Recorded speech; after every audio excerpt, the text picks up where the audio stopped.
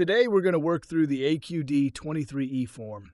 We'll be filling in key information for aircraft invoicing. The AQD 23E is intended to be filled out by the vendor, with the government rep reviewing all and adding the items with numbers highlighted here in red. It is acceptable for the government rep to fill it all out and simply have the vendor sign their portion. However, note that in either case, the vendor is ultimately responsible for accuracy of the data in fields highlighted here with yellow numbers, basically the left side of the form, and the Gov rep is solely responsible for the fields with red, the right side of the form. AUR number. This is left blank until the vendor creates an aviation use report directly in AIRS. The vendor or company. It is important that this is not an individual's name. And then contract number, which is the parent contract number. Task order number. Funded purchase order under the contract. If fire or search and rescue, this may be unknown at first flight of a new award season until the vendor has initial funding from the contracting officer. If that is the case, the parent contract number should be entered in the task order field. Next, we have the item number, and this comes from the contract line item number, or CLIN, established in the funded task order. This field can be left blank in situations where a task order has not yet been issued, or the line item number from the parent contract can be used. The vendor must update the item number shown in the AUR record before submitting a final invoice, but the AQD 23 itself is not required to be updated after the task order is awarded. Tail number of an aircraft. Don't drop the leading or ending numbers. That is followed with the make and model of the aircraft. PIC, which is pilot in command, must include at least first initial and last name, or just the full name. Invoice start date.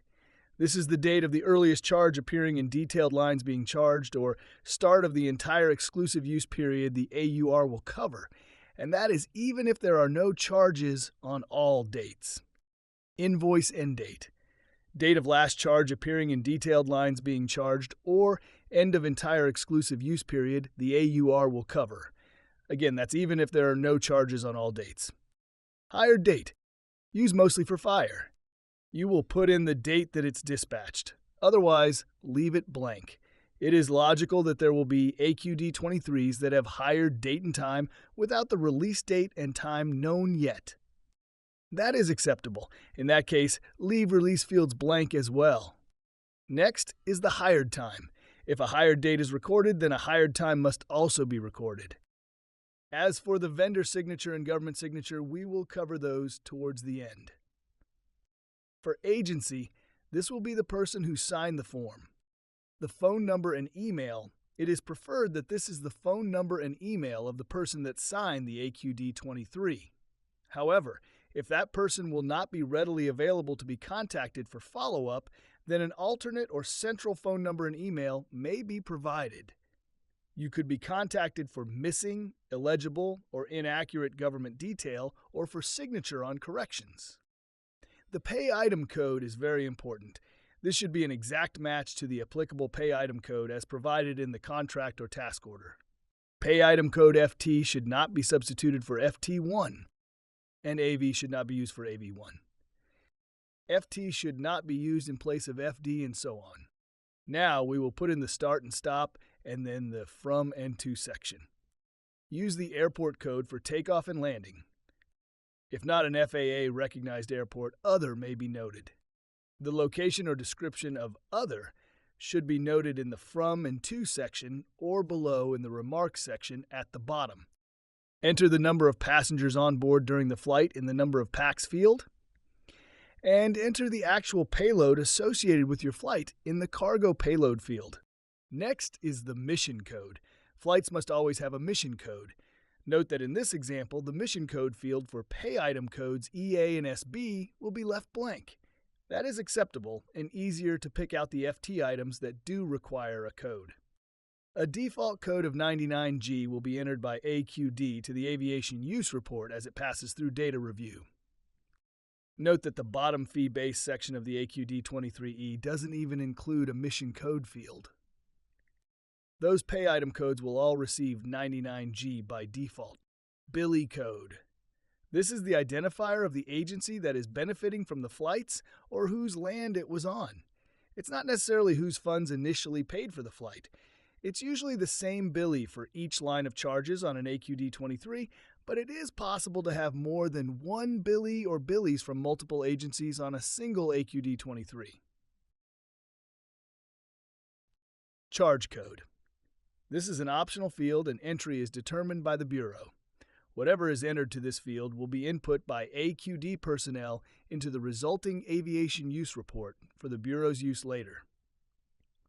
For fire dispatches, it may assist the CO in determining which source of funding to use on the PR, but in most cases, especially for pre-funded project work, it does not direct the specific fund used to pay the vendor. The last box on the line is the option to choose yes or no for fire. If yes has been indicated for fire, enter the fire code into the charge code field.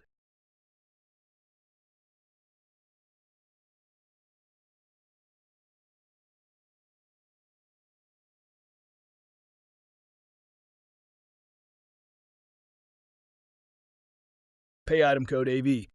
Availability is always to be recorded 1 day at a time. A single start date and quantity of 1 or less.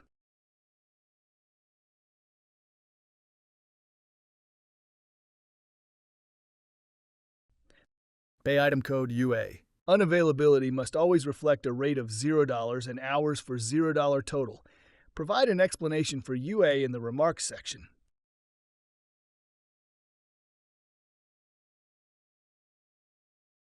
Pay item code PD. Per diem must always be one single start date, though it may include multiple people on that single date. Never lump different days, rates, or locations.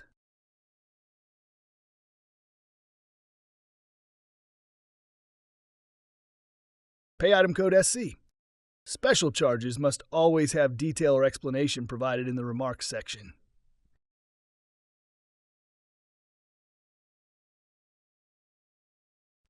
As for the overall total down at the bottom right, this is new to the AQD-23 version of this form and is intended for a future purpose.